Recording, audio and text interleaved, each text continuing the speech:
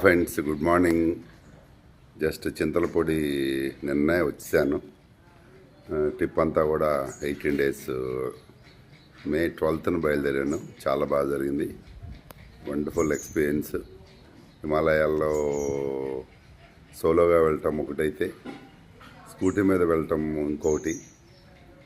Different experiences.